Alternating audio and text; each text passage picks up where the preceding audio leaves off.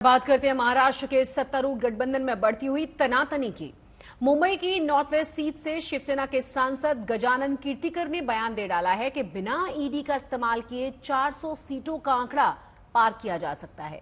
दरअसल गजानन कीर्तिकर के बेटे अमोल कीर्तिकर खिचड़ी घोटाले में आरोपी हैं और उनके खिलाफ ईडी की जांच चल रही है। अमोल को उद्धव ठाकरे गुट ने मुंबई की नॉर्थ वेस्ट सीट से उम्मीदवार भी बनाया है।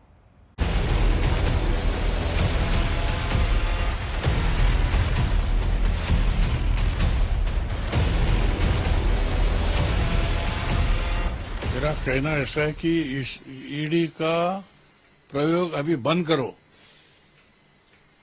ईडी की जरूरत नहीं है। 400 पार करने के लिए ईडी की जरूरत नहीं है। गजानन कीर्तिकर महाराष्ट्र के सीएम एकनाथ शिंदे की पार्टी के सांसद हैं। इनकी पार्टी के नेता और कार्यकर्ता अब की बार 400 पार के मिशन में लगे हैं, लेकिन इन्हें लगता है कि उस मिशन के लिए ईडी के इस्तेमाल की जरूरत नहीं है। इनकी सोच के पीछे शायद इनके बेटे अमोल कीर्तिकर के खिलाफ खिचड़ी घोटाले में चल रही ईडी की जांच है।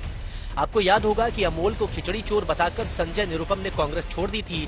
अब ईडी को लेकर गजानन कीर्तिकर के बयान ने बीजेपी को नाराज कर दिया है। एक तो खिचड़ी चोर ये बोलना गलत है।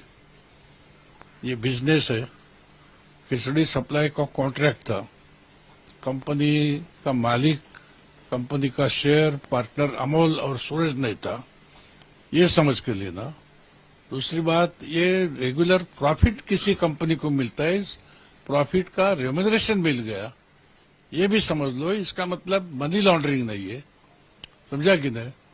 और इंक्वायरी जो बोलते हैं, इंक्वायरी क्या किया ईडी ने?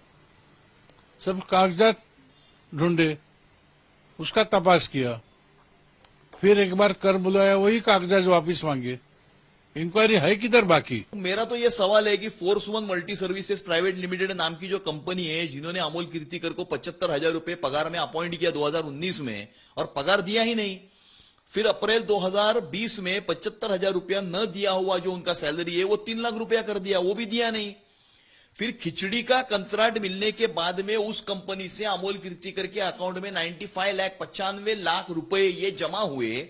इसका जवाब उन्होंने देना चाहिए और इसका जवाब देने के लिए उनको ईडी ने बुलाया है।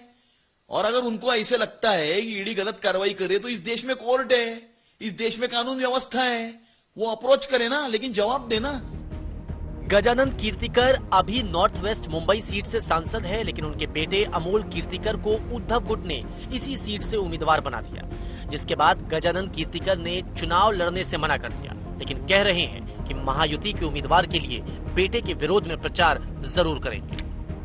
यूबीटी ने अमोल को तय किया, जहां से मैं सांसद था 10 बरस, और मैं इलेक्शन लड़ना नहीं चाहता था, लेकिन मैं बोला स्पष्ट मेरे नेता को कि मैं इलेक्शन लड़ूंगा नहीं।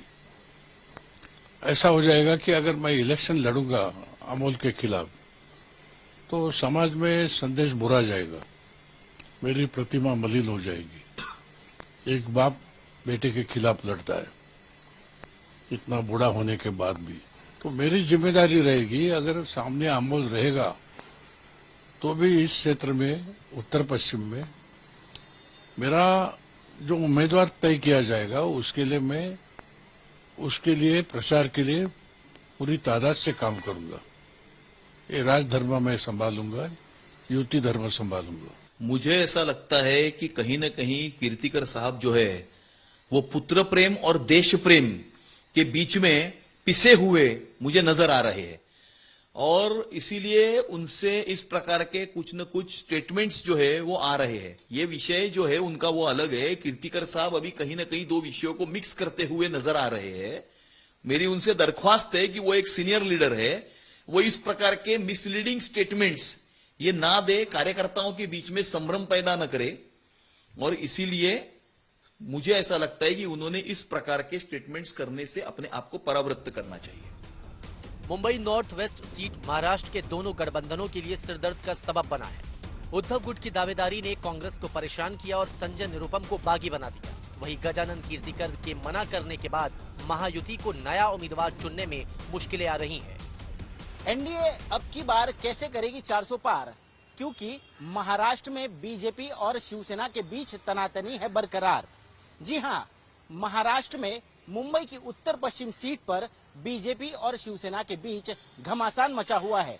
शिवसेना के वरिष्ठ नेता गजानन कीर्तिकर बीजेपी पर निशाना साधते हुए ईडी की कार्रवाई पर अब रोक लगाने की मांग कर रहे हैं, तो वही बीजेपी के नेता पुत्र प्रेम और देश प्रेम का हवाला देते हुए शिवसेना पर निशाना साध रहे हैं। कैमरा पर्सन सचिन सावंत के साथ मैं ऋत्विक भालेकर, मुंबई, आज तक।